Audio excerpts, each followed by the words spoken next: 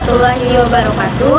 Sampurasun tepang deui sareng kuring Fitri Aulia Maharani sareng Jahra Satya Dewi Ramadhani dina warta musibah banjir di wewengkon Bandung sareng Garut. Wewengkon Bandung sareng Garut. Musim hujan di tahun ayeuna emang kahitung agung pisan. Di sababaraha kota khususna di Jawa Barat oge seueur musibah banjir sarta tanah longsor. Mimiti wahangan Citarum dugi ka Ciliwung Bogor oge kakenaan banjir ku dampak curah hujan anu agung di tahun ayeuna.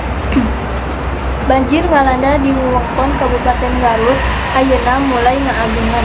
Dugi ayeuna tos aya sababaraha kacamatan nu kakenaan dampak mudalna wahangan Citarum. Saentos ti hujan nu lumangsung turun agung ti sababaraha dinten kaliwat.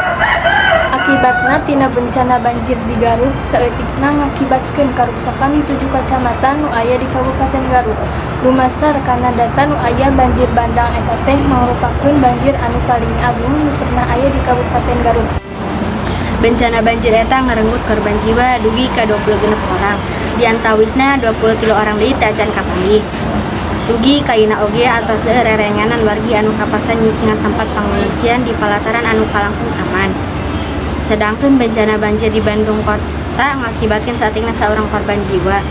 Sanajan bencana banjir di Bandung ieu teu pati ngakibatkeun loba korban jiwa atawa karuksakan sarana di sapertos di Garut, namun bencana banjir ieu teh pikeun jalan ingetan pikeun urang sadayana.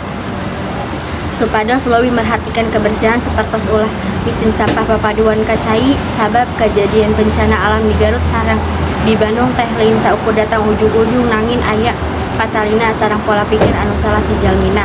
Pola anu salah ieu teh anu ngakibatkeun bencana alam sapertos micin sampah papaduan kawahangan kamalir atanapi kaselokan luaran tangkalan di leuweung sareng seueurna di anu sanesna.